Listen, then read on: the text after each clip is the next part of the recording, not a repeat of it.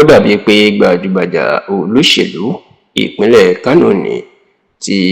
ó jẹ́ gómìnà tẹ́lẹ̀ ní ìpínlẹ̀ ọ̀hún tó tún jẹ́ olùdíje fún ipò ààrẹ lábẹ́ ẹgbẹ́ òṣèlú New Nigeria People's Party NNPP lásìkò ètò ìdìbò ààrẹ ọdún 2023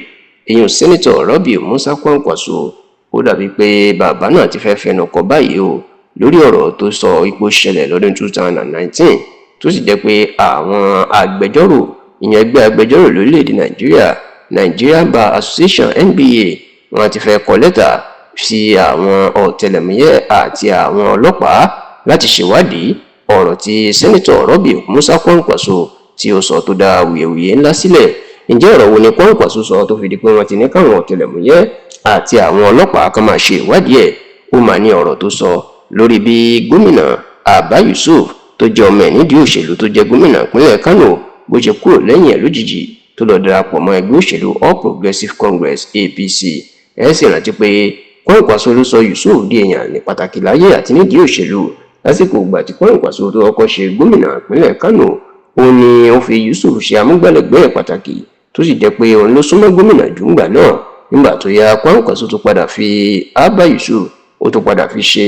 kọmíṣánná kó tó wá di pé lásìkò ètò ìdìbò ọdún 2019 ó fà á sílẹ̀ ní ẹgbẹ́ òṣèlú PDP láti díje du ipò gómìnà tó sì jẹ́ pé díẹ̀ ìní gómìnà Abdullahi Ganduje ni ló fi nà án. Ṣùgbọ́n bó ṣe dọdún 2023 ni wọ́n gba ìpínlẹ̀ Kánò lọ́wọ́ ẹgbẹ́ òṣèlú APC. ṣáò lẹ́yìn tí Abba Yusuf tó kúrò lẹ́yìn Kwankwaso tó lọ darapọ̀ mẹ́gbẹ́ òṣèlú APC pàápàá tó ti wà lẹ́yìn orogún Kwankwaso tí wọ́n kórìíra ara wọn ní gómìnà àná ní ìpínlẹ̀ Kánò Alhaji Abdullahi Ganduje. Ilẹ̀ Kwankwaso mà tú àṣírí pé ọ̀dàlẹ̀ balẹ̀ kú ní Abba Yusuf onílàdúró tó ń ṣe fún un nídìí òṣèlú ṣó yẹ kó fìbí san fún òun báyìí kó wá lọ padà lẹ́yìn òun kó lọ darapọ̀ máwọn ọ̀tá òun. Kwankwaso ní lásìkò ètò ìdìbò ọdún 2019 tí Ganduje tó fi jáwé olúborí ní ilé ẹjọ́ tó ga jùlọ Supreme Court ó lóun mọ wàhálà tó ń ṣe lórí Abba Yusuf. Ó ní ṣe lòun lọ mú orí àwọn adájọ́ tó fẹ́ dájọ́ ní ilé ẹjọ́ láti ràn án lọ́wọ́ láti lè jáwé olúborí ní ẹjọ́. Ṣùgbọ́n tó ní gbogbo gbìyànjú àwọn ó padà já sí pàbó kó tó di pọ́rọ̀ padà dayọ̀ ní àsìkò ètò ìdìbò ọdún 2023. Ọ̀rọ̀ tí Kwankwaso sọ rèé tó máa di wàhálà tí ẹgbẹ́ àwọn agbẹjọ́rò lórílẹ̀‐èdè Nàìjíríà fi ní ọ̀rọ̀ ọ̀hún kì í ṣe ọ̀rọ̀ tí wọn gbọ́dọ̀ má ṣèwádìí nítorí pé eléyìí túmọ̀ sí pé Kwankwaso lọ rí àwọn ó lọ fún àwọn onídàájọ́ ó lọ fún wọn ní rìbá ni. Ó ní wọ́n ní èèwọ̀ ni kí èèyàn tó ní ẹjọ́ níwájú adájọ́ kó lọ máa ṣe ìpàdé pẹ̀lú adájọ́ lẹ́yìn. Wọ́n lọ́rọ̀ yìí ó lè ba